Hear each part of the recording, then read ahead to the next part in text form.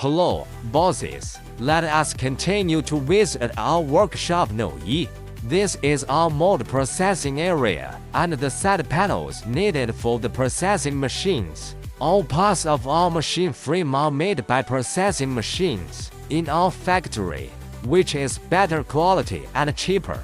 The machine's independent side panel structure significantly increases the strength of the frame, which is why we produce it ourselves. Here you can see the full picture of our 13mm gantry milling machine. This equipment is very expensive, so most manufacturers will not equip it. The side panels and the bottom of the frame are precisely processed to make our machine more durable.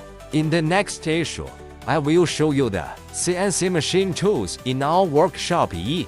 Thank you for watching. Bye. Need forming machine, contact me.